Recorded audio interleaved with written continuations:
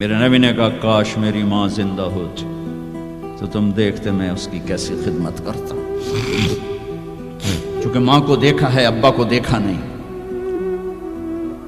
اور 6 سال کا زمانہ گزرا ہے، 6 دن کے بعد آنسو ختم ہو جاتے ہیں، چاہے ماں مرے چاہے باپ مرے۔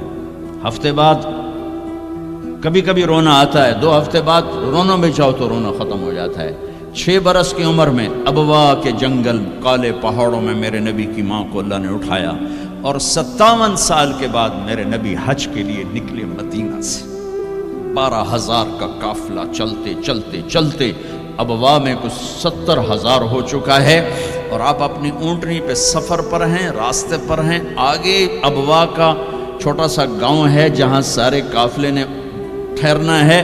آپ نے اپنی اونٹنی کو یوں موڑ دیا پہاڑوں میں۔ قریب کے لوگوں کو پتہ ہے کہاں جا رہے ہیں، باقی تو سب نیا مجمع ہے، وہ کہہ رہے ہیں کہاں جا رہے ہیں کہاں جا رہے ہیں۔ آپ اپنی اونٹنی کو اندر چلتے چلتے چلتے چلتے چلتے چلتے ایک جگہ اونٹنی کو بٹھایا۔ ایک پہاڑ ہے 70-80 فٹ اونچا، اس پہاڑ پر چڑھے۔ وہاں ایسے ہی چوکور سا میدان ہے، باقی سارے پہاڑ یوں ہیں۔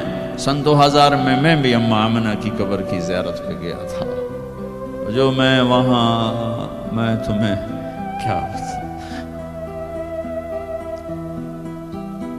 میں یہ واقعہ ہزاروں دفعہ سنا چکا ہوں، ہر دفعہ ہی ایسے رونے بیٹھ جاتا ہوں کہ پھر میں وہاں نہیں کھڑا ہوتا، پھر میں وہاں ابوا پہنچ جاتا ہوں۔ میں دیکھتا ہوں 6 سال کی عمر میں میرے نبی کو اللہ نے یہاں اتنا بڑا امتحان دیا کہ جنگل میں ماں کو موت دے دی۔ 25 سال کی عمر میں ماں مر گئی، اچانک مر گئی، کوئی بیماری نہیں، کچھ نہیں، جس کو آج ہم ہارٹ اٹیک کہتے ہیں، ہارٹ فیلئر کہتے ہیں۔ اتنا آخری جملہ کہا، کل حی میت و کل جدید بال وقد ولدت طہرا۔ بولا نہیں جا رہا تھا تو بجھتے بجھتے بھڑکتی شمع نے کہا، بیٹا ہر زندہ نے مرنا ہے، ہر جوانی نے ڈھلنا ہے، لگتا ہے تیری ماں کا آخر آ چکا ہے، لیکن میں نے ایک بچہ جنا ہے جو سارے عالم کو پاک کر دے گا۔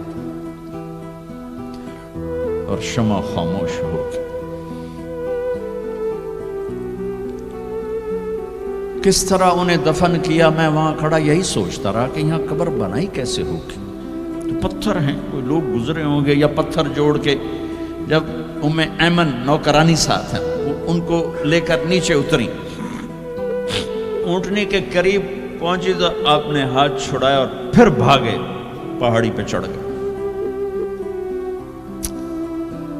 ایمن پیچھے گئیں تو وہ منظر تھا کہ شاید اس وقت عرش بھی رو رہا ہوگا کہ اللہ کے نبی نے ماں کی قبر کو چمٹایا ہوتا سینے کے ساتھ، قبر پہ سے گرے پڑے تھے۔ اور جب ایمن قریب آئیں تو وہ نوحہ کہہ رہے تھے کہ پتھر بھی پگھل رہے تھے کہ ماں جی آپ کو تو پتا تھا آپ کے سوا میرا کوئی نہ تھا، آپ مجھے چھوڑ کے کیوں چلے گئے، آپ مجھے چھوڑ کے کہاں چلے گئے۔ ایمن نے اٹھانا چاہا، انکار کر دے گا، میں نہیں جاتا، میں نہیں ماں کو چھوڑ کے جاتا۔ کھینچ کے لے گئیں، گھسٹتا ہوا بچہ پہاڑ سے اتارا۔ 2 دن روتے روتے مکے کا سفر ہے، پھر کھانا بھی بند ہو گیا، پینا بھی بند ہو گیا، سوائے زمزم کے چند گھونٹ پانی کے سارا دن نہ کھاتے تھے نہ پیتے تھے، اکیلے بیٹھے رہتے، نہ ماں نہ باپ نہ بھائی نہ بہن۔ اللہ 57 سال کے بعد ماں کی قبر پر پہنچے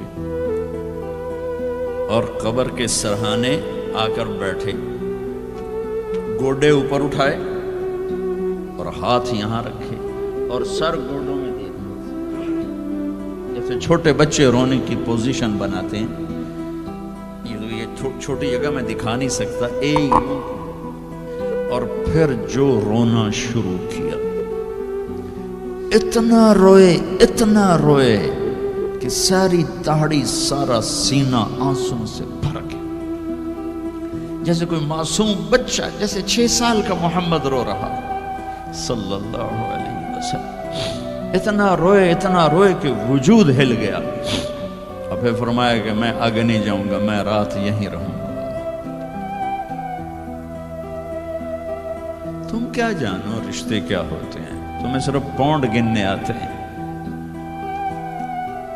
تم سے مراد میں بھی اور سارے بھی، کہ ناراض نہ ہو جاؤ، ساری امت کا یہی حال ہے۔